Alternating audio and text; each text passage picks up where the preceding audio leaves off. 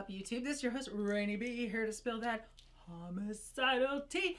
And today's case is the third time I'm recording it, so let's hope I can get through this time.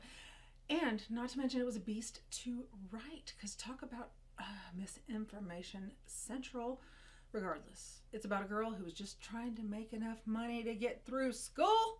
Not everyone has a family that's rich or gets good grades and gets a scholarship, so some of the world has to work their way through school. And that's exactly what our victim did in this story. But unfortunately, somebody she trusted decided to put a wrench in that and just snatch that away from her. So let's just go ahead and get into it. This is the solved homicide case of Rachel Siani.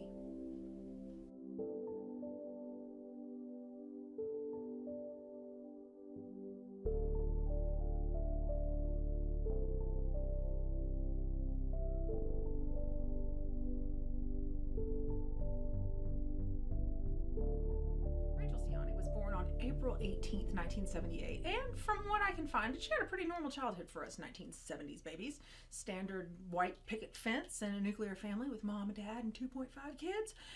That kind of family, that stayed together for a few years until the divorce hit, because that was big in the 80s. So, different traumas happen. The tranquil perfection of that nuclear family life, it just dissipates. And it's just the unfortunate demise of most of the kids home in the early 80s. So, Rachel's family, no different.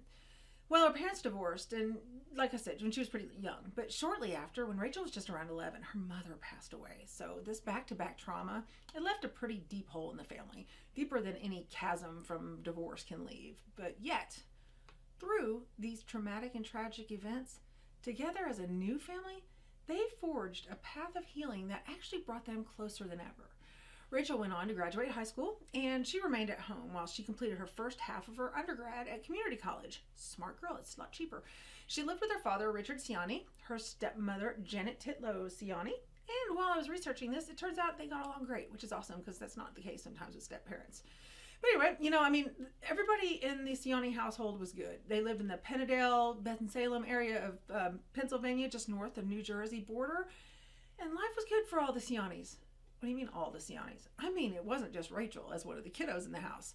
There were more kids in this blended family. Rachel had two biological brothers, Anthony and William, along with two stepbrothers, Thomas and Charles. So, as I said earlier, Rachel was going to community college full-time, and she'd actually completed 57 out of 60 credits that she needed for her Associate of Sciences degree. Family wasn't poor, but they were middle class, and they didn't have a ton of disposable income, so, they were getting by. But it takes a lot of money to fund a bachelor's degree, so Rachel took matters into her own hands and bankrolled her education herself. She was an extremely beautiful girl and quite a good dancer, so you know where that's gonna lead. So she turned to the adult industry, and I just don't understand why people get so weird about that. So what? Anyway, she worked at Divas International Gentlemen's Club about 3 to 5 times a week. She went by the stage name Roxanne and made anywhere from $200 to $500 a night, which at 21 years old is really good. I remember when I graduated college. Oh, God, here we go again. I got my first job, and I made about $112 a day. And I thought I was rich as hell.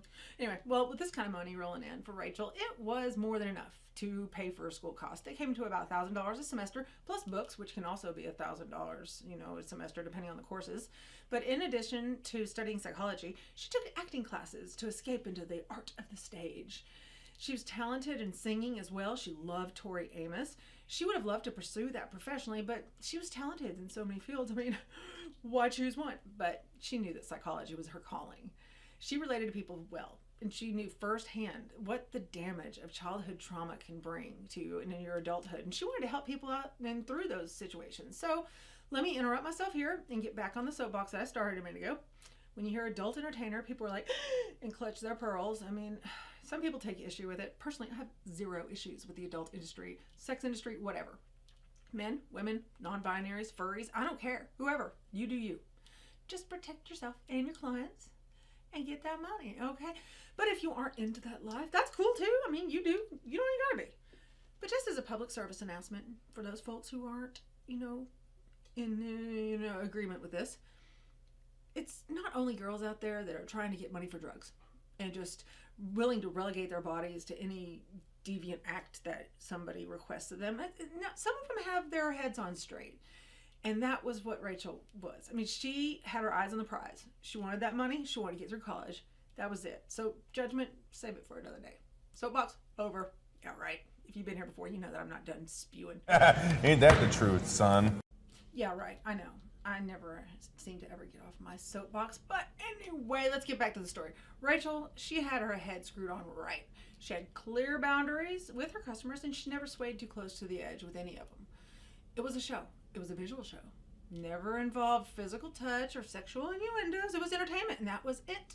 When her shift was over, she didn't linger around trying to make some of that side money. She was either studying in the changing room or going straight home. She went to the bank, she went home, studied for her next class. Like, she was not in that life except to make money. She had a frequent customer on Tuesday nights at the club who respected her boundaries, and he never pushed them. This man's name was John Jack Denofa. While most men at the bar would hold up their dollar bills, maybe two at a time, whatever. Denofa, he was known to hand out 20s and 50s. He knew a lot of the girls were struggling, and he was a business owner, and he had a little extra cash, so he liked to help them from time to time, and he did it for conversation. And you've heard this in movies, like guys just that are lonely just will pay girls. Dude, it's not a crock of crap at all. I mean, I've known girls firsthand that had guys that would pay them to go to dinner with them. That would have been so cool if I could have met people like that when I was, God, can you imagine just going to dinner, getting awesome food and getting paid? Anyway. Just like a woman. This guy was rumored to have a violent temper, but nobody ever saw that of him. They just heard that about him. What they did see was that if a dancer didn't give him, the attention he thought he deserved, he would snub them money-wise for the night, or even days or weeks, like ignoring them, not giving them any money, whatever. He actually had expectations that, he was entitled to have met something, he was kind of an elitist. But while that isn't the worst, he did get loud and tempestuous when he drank too much, but not really violent. He got loud, scary sometimes, but not loud, crazy. But, definitely just a dramatic dude. But he was, in addition to these erratic swishing back and forth from good guy to arrogant prick, what makes him even more puzzling is that his wife had no problems with him being at the club. She dropped him off. Here you go. Don't drink and drive. Here's a ride. But whatever. Works for them. Who cares? Stay out of women's business, ho! Exactly. Okay. Now I'm going to start off with two different versions with the next part. Because on March 28th, 2000, Rachel was scheduled to work from 4 p.m. to 10 p.m. at Divas. She was seated at the bar, and she was approached by Jack. And remember, it was a Tuesday night. He was a regular at Tuesday night. Now, she had actually, when she was done with her shift, and she had changed into her little white sweater and her blue jeans, and she had little white socks and a little butterfly pendant. And he said, hey, want to go to Sports Stores with me? And her friend and a couple other people were going, and she was like, sure, let's go. And then they would return back to Divas at around 2 a.m. That's not true. That's what Forensic Files kind of alludes to. It's what one of the shows that I saw on Oxygen depicts. It's what countless blogs talk about. That didn't happen. Didn't happen. And the reason why I'm saying this is because it's important to know the state of mind that Jack was in later that night. And it doesn't make sense if they had all, whoa, let's go to the bar, have fun. No. Court transcripts state around 10 p.m., Rachel, she changed into her little outfit, butterfly pendant. Jack was at the bar. They were talking. A dancer named Buffy overheard them, and because she was dancing from the 9 p.m. to 2 a.m. shift, so she was coming to pick up her tips after a set. She overheard Jack invite her to the bar. Rachel said, no, I'm tired. I'm going home.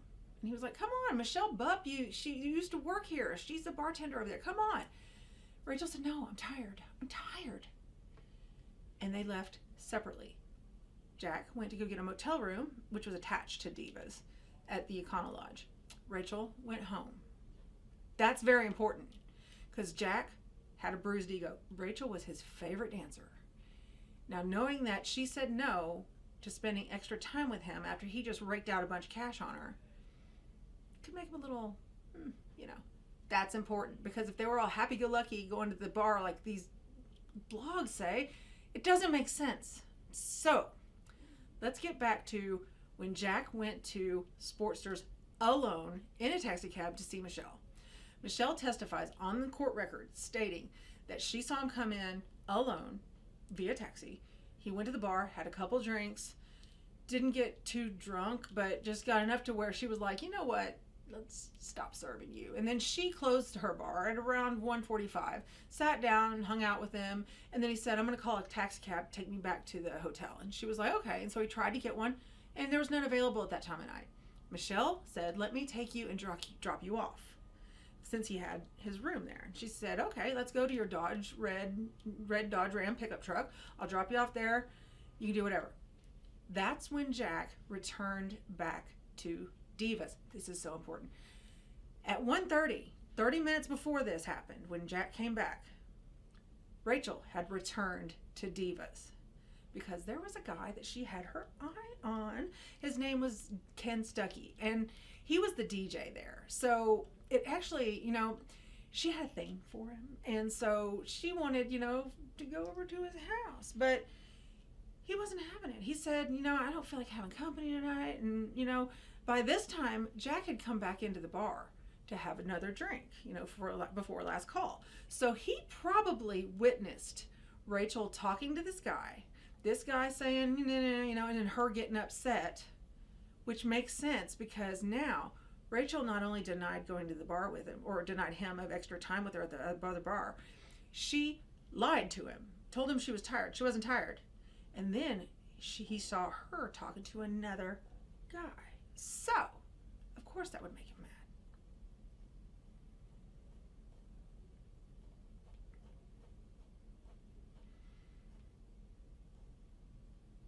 Well, it was around this point that Rachel actually went into her boss, William Love's office, and he was the director of operations and co-owner. She asked him if she could have a drink, but by this time, he'd already done last call. And you know how alcohol is. You can't serve past certain times in some states, and this was one of those states, and law's law. Can't do that. So this is where Rachel, upset, stressed out, leaving the bar. While Rachel was in William's office, they had kicked Jack out because he was too drunk. So now we have an angry Jack on the outside of the bar trying to get back in. Rachel coming out of the bar at 2 a.m. with her friend Rebecca. Rebecca had just finished her shift. So Rebecca Yavorski, she was being walked out by one of the bouncers named Doug to her car. And this is all on court record. None of this appears in any of the blogs, and it makes sense. So that's why I keep reiterating this stuff. Rachel caught up with Rebecca and Doug, and they walked to Rachel's car first so she could drop off a bag of food from Divas and, her purse before hanging out with Rebecca in her car for a few minutes. Doug escorted the two women to Yavorski's car, went back in the club. In the meantime, Jack's still trying to bang on the doors to get in and reasoning with any, bouncers that come out. Hey, come on, let me get back in. He got kicked out. Go to your room next door. Dude, we've had this song and dance before. He's a regular. He gets a little bit tipsy. Just chill. Well, he wasn't having it. He was super agitated, especially if he saw this stuff. Well, while Rebecca and Rachel were in her Rebecca's Mustang, they hung out and smoked some weed, and they got into the conversation of how Rachel was so upset because, Ken Shank, he didn't want any time with her, and she really liked him. And it almost seemed like this was a point that, Rebecca had a camera in her car, and she took the cutest picture of Rachel.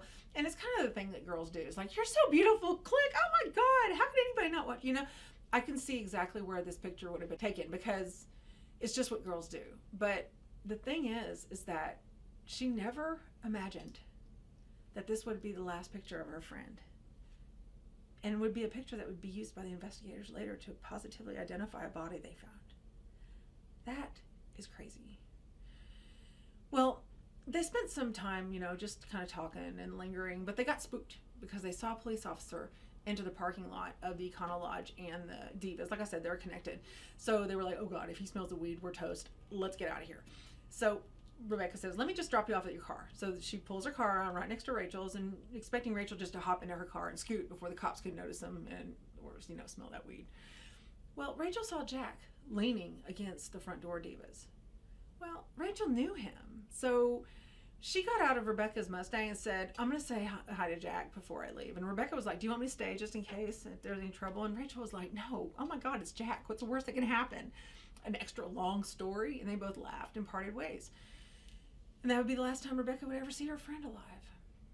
Now, that same officer that they were afraid of, it's so weird. It's these kind of moments in these stories that stick with me because, according to the court testimony, he remembers seeing Rachel and Jack enter the interior lobby of the Econo Lodge at this time. And this fleeting observation, that quick glance of a random police officer, that would be frozen in time forever as the last time anybody publicly saw this beautiful girl. That's so weird. Now, you might wonder why this girl would trust such a heavily intoxicated man at the scariest hours of the night in a dark parking lot. But, of course, on this channel, we don't care about the killers very much. But in this case, let's dive into Jack's background a little bit. Not because we give a shit about him, but it's because it explains why Rachel trusted him. The Denofas were highly respected in their community. He was a business owner, and he actually was on the Chamber of Commerce. He didn't have children, but him and his wife, they contributed to a lot of causes. He was the chairman of his high school alumni association. They were generally well liked. He did have a hiccup on his reputation of losing his temper on occasion, more like adult temper tantrums than violent, but also because of a prior DUI conviction in 1999, Jack frequently stayed at the Econo Lodge when he visited Diva every Tuesday. It was no secret that Rachel, Roxanne, when she was on stage, was Jack's favorite dancer. So he was enchanted by her. Like, he would just be like, he loved her beauty and brilliance. She was smart, and he'd fork out hundreds of dollars at a time just for her company. Literally, her just sitting there drinking water and talking. He just liked her that much. So with this history, we can easily see why Rachel would have no problem walking a very intoxicated Denofa back to his hotel room. Well, he wasn't driving. There was still a police officer that was on the premises. Public intoxication is still against the law, and it's much harsher for someone with a prior alcohol-related incident on your record. The conviction and the punishment's a lot harsher. So Rachel's only mission that night was to make sure that her friend, Jack, got to his room safely. And that's about all as much we're going to focus on this piece of shit, because we need to get back to the beautiful, loyal, and loving Rachel. On March 29th, Rachel's car sat untouched in the Divas parking lot. On Thursday night, March 30th, Rachel's coworkers were worried when she didn't report to work on time. That was out of the ordinary for her. She didn't miss work. Further concerning those close to her is that on Friday, March 31st, she had a bachelor's party in Atlantic City. It was a high-paying gig. It was supposed to be tons of fun. She wouldn't have missed that. That same Friday, her father noticed that Rachel hadn't picked up her mail in 2 days, and that was really odd for her. She was an adult, and she came and went as she wanted. She spent time with her friends. She went out of town, whatever. It was fine for the household, but she always picked up her mail. And, they thought about checking up on her, but, she was 21 years old. You're not going to be too overbearing. Allow her to have fun, and just hope for the best. Meanwhile, on April 1st, 2000, a man by the name of Richard Scott was tearing ass around the dirt trails of northern New Jersey on his ATV when he came across an unimaginable scene. A female body lying motionless under a bridge in Burlington, New Jersey. He shouted out to her, and after getting no response, he drove to the nearby police station to report what he found. Authorities came out to the scene and determined that the young woman had fallen approximately 112 feet, the height of the bridge railing, above the scene. Now, they also assumed that she had either fallen or jumped because there were no tire tracks or footprints around the young woman's resting place. The authorities noted in the incident report that the decedent was wearing blue jeans, a white semi-patterned sweater, white socks, and a butterfly necklace. They found both blood and white fibers, presumably from her sweater, on the discovery site above it, on the bridge, the railing. This was troubling. It ruled out their initial theory of suicide, because that combined with the fact that when they found her without shoes, the bottoms of her socks were still white. There was no sign of her walking outdoors. They knew someone did this to her on purpose. Her death was a result of somebody else. And this monster must have wanted her to land in the Delaware River so she would disappear downstream. The Delaware River, it's got tides, so it varies all the time, the depth. So anything you put in that river doesn't stay put. They still had no idea who this young woman was, so they turned to the public for help in identifying her. They continued on with their autopsy to see if they could pinpoint a cause of death. And I will not cover the first autopsy because I can't believe the amount of negligence this first report contained. But in the second autopsy, yay! Dr. Farouk Presswala, who we love because he's so awesome, the New Jersey State Medical Examiner at the time, correctly classified her death as a homicide caused by the agency of another human being, end quotes. Thank you. This part is horrifying. His findings concluded that the young woman was still alive when she was thrown off the Delaware River Bridge. It's horrible. Dr. Presswalla went into more horrific details by stating that despite the massive injuries suffered by the young woman, they included hemorrhages, petechial hemorrhages in her eyes, her eyelids, her face, and we all know what those petechial hemorrhages mean here on True Crime Land. She was strangled. But even knowing this, the pathologist said that that was only the amount of hemorrhaging she had denoted enough cause to pass out, not to die. It didn't cause her death. She would have lived from the strangulation. She would have regained consciousness. She would have been fine. He said that multiple bone fractures throughout her body, including broken bones in her right lower leg, left, right ribs, shoulder blade, left side of her pelvis, jaw skull. It was actually severe trauma to her skull that was the ultimate cause of death. She also experienced extensive interior hemorrhaging. Now, he wrote down that her, and I'm sorry, it's awful to recall these events, because what he wrote on his report was that her liver was totally pulpified. That happens in like severe car accidents when someone's crushed to death. I mean, the peritoneal cavity it's the membrane that holds all your guts together. Hers contained 400 cubic centimeters or cc's of blood. That translates to her abdominal cavity being filled with almost a pint of blood. And again, to show how much blood that is, the average woman has 9 pints circulating through her system. That's how much damage that fall did to this innocent young woman who was just helping a friend. And it also proved that when she hit the ground, she still had blood pressure. He determined that only 100 cc's of blood would have come out if she had been dead before the fall. I hate these cases. Knowing all of this, detectives still had no idea who she was. So that, again, they appealed to the public for help in identifying her. On the following day, April 2nd, at lunchtime, William Love, the co-owner of Divas, heard a news report where police were reporting that they needed the public's assistance in identifying a woman that had been found underneath the Turnpike Bridge. The report went on to describe a 20 to 30-year-old female wearing the same clothes that Love had been seen Siani wearing the night before. The report also described and showed a picture of the butterfly necklace that William Love knew Rachel loved and wore so often. He immediately contacted the police and told them that he had a pretty good suspicion who their unidentified female was, and a fingerprint check confirmed it was Rachel Siani. A full-scale homicide investigation was launched, and detectives interviewed Rachel's coworkers and friends, and in doing so, they uncovered a play-by-play of the night in question. Everyone told detectives about how Rachel was John DeNofa's favorite dancer, and how they had spoken at the club and been seen walking to his room the next day's early morning hours. Focusing more on John Jack DeNofa's movements and zeroing in on his precise locations that night, forensics team, they discovered a huge detail in the parking lot of the Econo Lodge. So whenever he had checked in, they checked him into room 223 on the second floor. He filled out this little card that had his little license plate and everything on it. Right below the window for 223, blood stain. What? Yeah, and it tested positive for Rachel's blood. That led them to check out the video surveillance from the Pennsylvania Turnpike camera. That would be the interchange 29. That's the route that he would have taken to get through the bridge. Guess what? Dodge Ram truck with the same license plate that he had written on his little slip at Econo Lodge.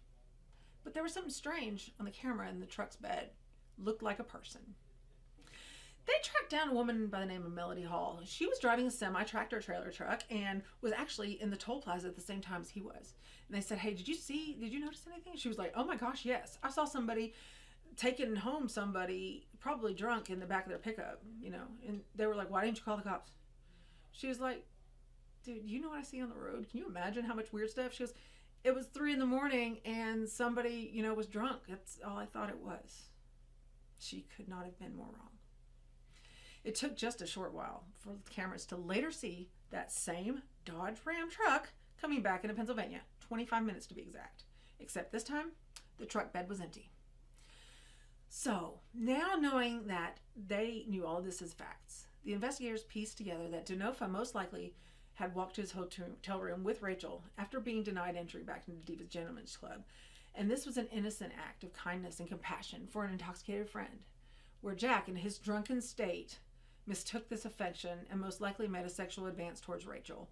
Now, already being pissed that she was flirting with another guy, she'd lied to him earlier, this enraged him. And this grown-ass man with his little tiny ego, they believe that he became so angry that he choked Rachel until he thought he killed her. She would have lived.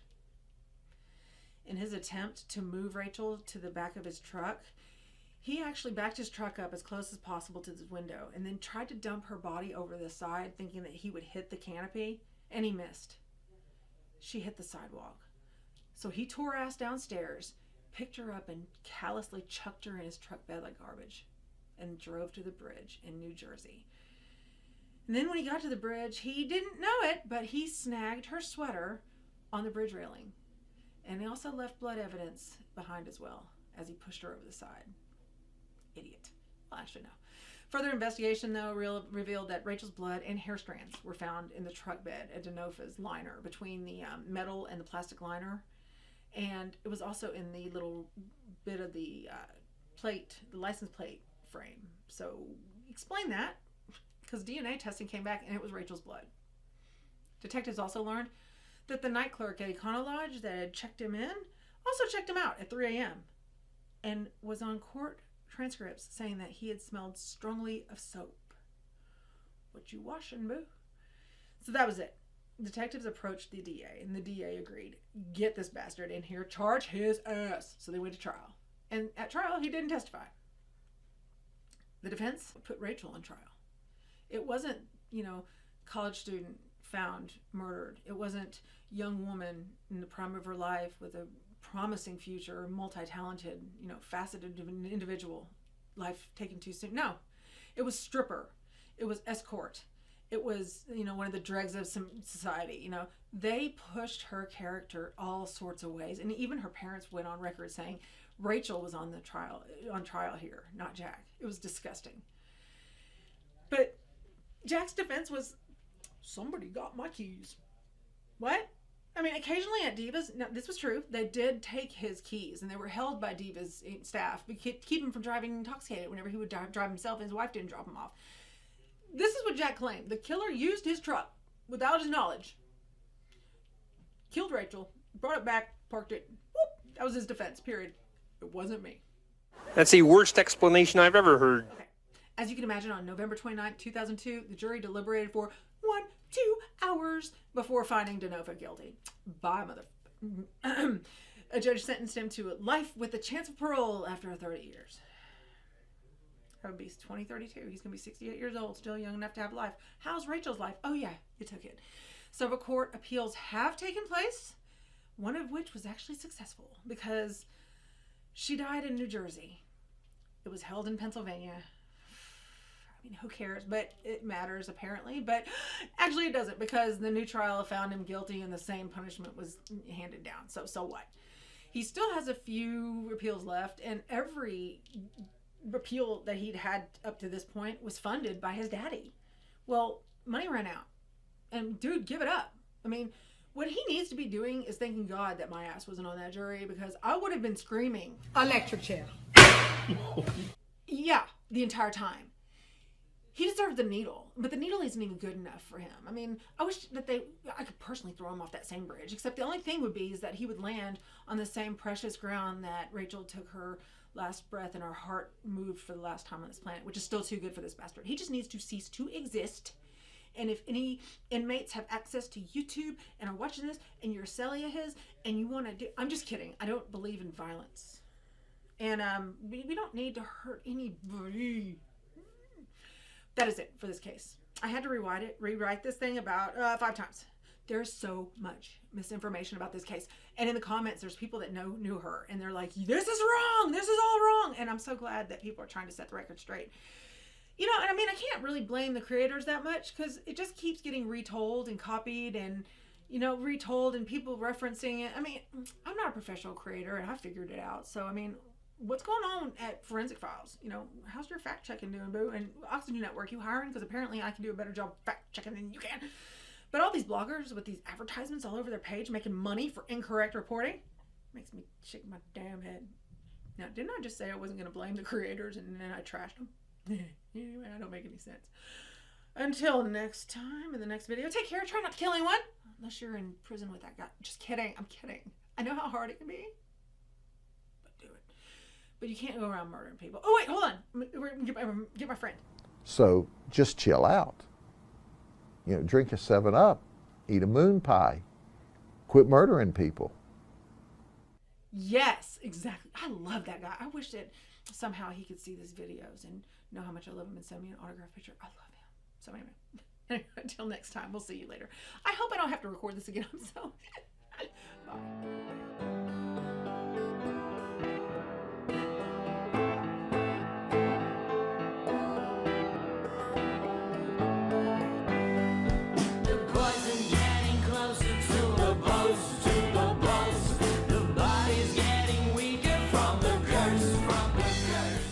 I'm just gonna stay angry. I find that relaxes me.